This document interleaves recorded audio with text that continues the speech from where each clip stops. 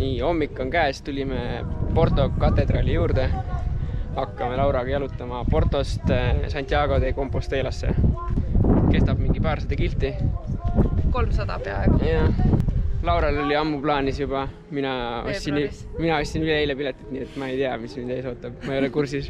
Lõppu vist mina ei jõua ka, sest ma pean varem tagasi minema. Aga eks aeg näitab.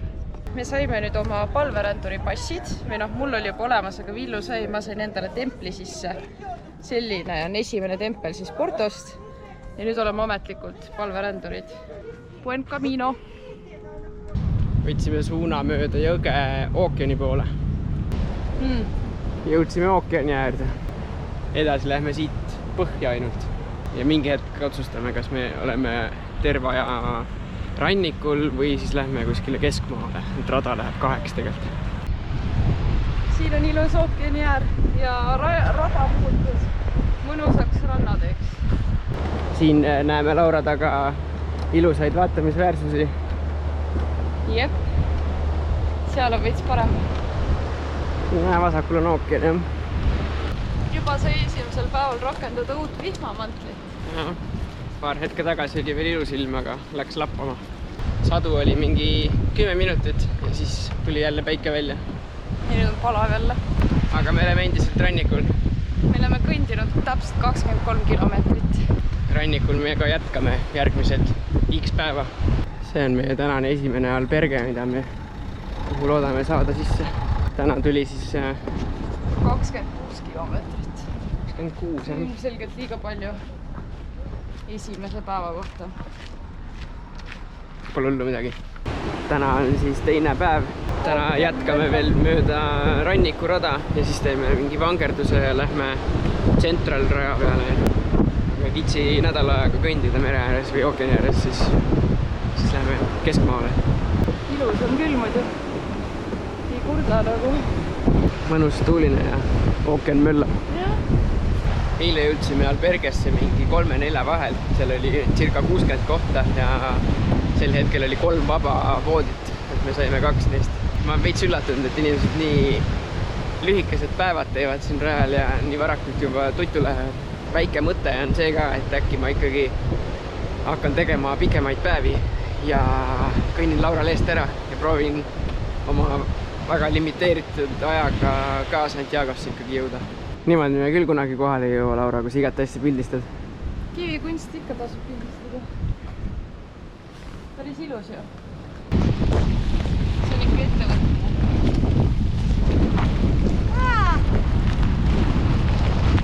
Aitaks sind, aga ma pean filmima, ma ei saa.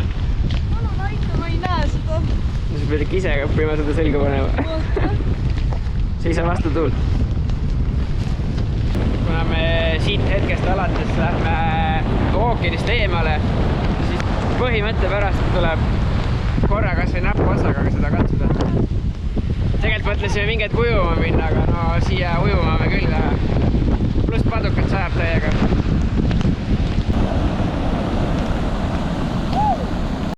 Olukord on sitt, me oleme läbi märjad ja jalad on valusad ja villis. Vastik on, padukat sajab. Aga mis sa räägid? Vaata, meil on kohvi ja sai. See teeb ainult heaks. Ilus kirik ja mõnus kitsas sõidutee.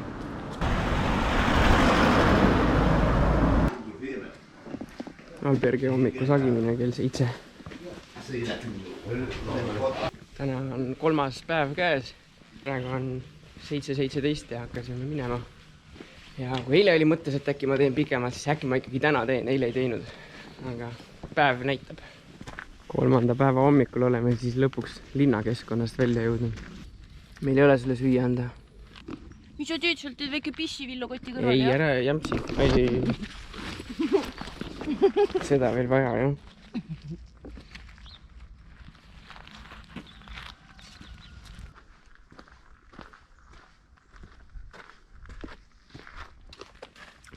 Siit tuleb viina tinto. Väga head, magusad.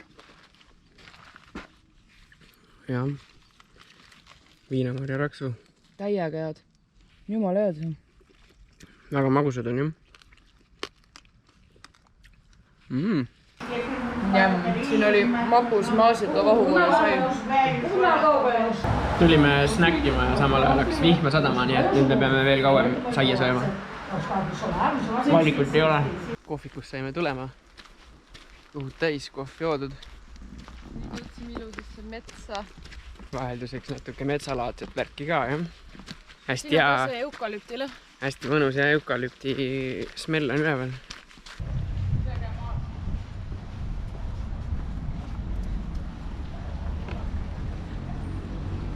No kui ta mekib. Täiega hea on. Nii me oleme nüüd ühes alberges, mis on tänasest alguskohast circa 26 kilomeetrit. Ja tegime üks otsuse, et ma lähen mingisugusesse hostelisse. Helistasime siin järjest neid läbi. See on mingisugusel, ma ei tea, X kaugusel. Igatahes ma lähen edasi, mingi 11+ kilomeetrit. Ja Laura jääb siia. Igatahes nüüd ma saan lõpuks Laurast lahti. Excuse me, kes tuli siia kaasa? No, 182 on lõpuni. Kui tänane arvesse võtta, siis on täpselt 7 päeva mul aega jalutada. Kui täna ja järgmised päevad kõik teha siuksed 30 kiltsased, siis peaks nagu lõppu jõudma. Ei tohiks probleeme olla. Kui ma algul siia Lauraga punti lõin, siis ma arvasin, et ma ei teegi lõpuni. Et longin tema tempos. Ja teen nii kaugele kui jõuan ja siis lähen bussiga lõppu. Siis me siin arutasime ja see mõte tundus tobe. Põhimõtteliselt, kui ma ei jõua lõppu, on okei, aga peaks ikka proovima. Aga teisipäeval on mul juba mingi kell 6 hommikul lend. Täpselt nädala aja pärast. Nii et päris tihe graafik tuleb. 38,5 kilti on kellal. Kohe peaksin jõudma oma hostelisse. Loodan, et kõik läheb sujuvalt ja rohkem ega täna ei viitsiks nagu kõndida. Saingi oma hostelisse. Päris hea meel on. Siuksed vahvad voodikesed ja koht tundub ka tore. Hommikul saab süüa. Õhtusöögi kohta ma ei teagi. 4. päeva hommik on käes. Hakkan minema. Tänane plaan on siis esialgu mõttes, et miinimum 30 ja siukene pikem programm oleks 38 jälle. Laura juba mingi tund aega teel olnud. Pean liikuma hakkama enne, kui ta mulle järgi jõuab. Esimese 100 kilomeetri kõige metsikum lõik. Jõudsin ühte suuremasse linna, mis täna teel jääb. Ponte de Lima. Teen siin ilmselt ühe kohviku peatuse. Ponte de Limast olen läbi. Nüüd tuleb kiirutada natuke.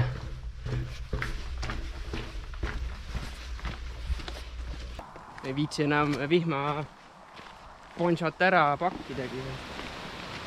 Kord sajab, seal ei saa. Nüüdseks on juba tunde järjest sadanud. Ütleme nii, et seda lõiku oleks oluliselt mugavam kuivas teha. Aga mis teha? Vihma on nii palju tulnud, et rada on veits ojaks muutunud. See on nüüd 3 päeva, ei tähendab 4. päev on juba esimene reaalne tõus. Kui õigesti mäletan, siis on 400 meetrit järjest on tõusu. Tänastes tingimustes täitsa korralik ettevõtmine. Vihm jäi lõpuks järele, läks soojaks kohe. Täna ma lõpetan umbes 30 kiltsa peal. Mõte oli hommikul, et võib-olla kaalun ka seda 38. majutust, aga kuna 4 tundi sadas padukat ja jalad on läbi märjad, siis parem täna mitte, mingi teine päev. Aga muidu väga mõnus päev oli, et oli vahelduvat maastikku ja siukest looduslikumat rada veidi. Siin oli siuke majutus, kus lähedal ei olnud nagu toidupoodi ja värki. Ja süüa ka ei pakutud, nii et ma pole süüa saanud nüüd hommikust. Ja tänasest plaanist siis nii palju, et äkki kui ilm lubab ja jalad ka, et siis kõnniks jälle nagu rohkem kui 30 kiltsa, aga ma nendest oma esialgsetest plaanidest väga jäigalt kinni ei hoia. Laura on must praeguse seisuga umbes 17-18 kilti maas. Ta jäi eile õhtul Ponte de Limasse. Ma olen jõudnud piirilinna Valensasse. Siit mingi kilt edasi on juba Hispaania. Tuleb ainult jõgi ületada. Kuna mu jalanud on märjad, siis need on veits mu jalad katki teinud. kehvad jalanõud on, üldse ei kuiva ära. Eile said ju korralikku padukat. Et ma lähen otsin apteegi ja mul on leukoplasti juurde vaja. Keset seda jõge jookseb siis Portugali ja Hispaania piir. Läks 4,5 päeva, et jõuda Portost Hispaaniasse. Nüüd läheb umbes sama kaua veel, et jõuda Santiagosse. Igati äge ajalooline linnake on. Päris paljud, keda täna teel nähtud, jäävad siia albergesse. Aga siin ma küll oma päeva veel kindlasti ei lõpeta. 19 kilti on jalutatud. Paari kilomeetri pärast peaksin siis jõudma sellesse kaugemasse majutusse, mis ma täna mõtlesin. Jääb umbes 36 või 37 kilomeetri peale. Jalatallad on ikka päris hellad ja veits katki ka. Ja siuke huvitav nüanss ka, millega ma enne ei arvestanud üldse. Et kui ma üle piiri tulin, siis jäi päev tunni võrra lühemaks. Ja sellega täitsa tuleb arvestada, sest muidu võib-olla ei jõua õhtustki süüa kuskil. Et kell on kohaliku aja järgi juba 5:30 õhtul. 6. päeva hommik on käes. See on see alberge, kuhu ma eile õhtul jäin. Hommik on kohe pimeda maja vahest tingituna. Kell on umbes 8. Ja siin flirdin mõtetega, et kas lõpetada pühapäeval või esmaspäeval. Eile õhtul näiteks jalatallad olid nii valusad, et need ei last magada mul eriti. Nii et võib-olla ei ole mõtet teha nii pikki päevi. Lõpuks mul ei ole seal Santiagos midagi lisapäevaga teha ka. Võib-olla teen ikkagi lühemad päevad, et ennast ja jalgu säästa ja chillimalt võtta. Leidsin tee pealt peesitava ussi. Oi, kui hea soe asfalt. Las ta puhkab siin. Täna tegin siis ikkagi lühema päeva ja maandusin linnas nimega Arcade. See on siis alguskohast mingi 24 kiltsa. Aga mida siin reklaamiti? Oli rand. Siuke vahva kohake siis. Ma lähen ikka, käin vees ka ära. Külm vesi on päris mõnus, väsinud jalgadele.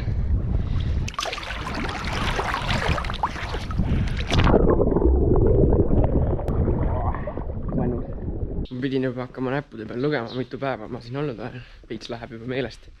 Aga 7. päev on käes. Sain esimest korda olla omaette toas lausa. Tõeline luksus. Laura on praegu mingisugune 30+ kilomeetrit selja taga. Et on natuke rohkem kui mingi päeva jagu maas. Päike tõuseb vaikselt. Linn on tasane. Pontevedra linnakeses elu käib. Keskpäev on käes.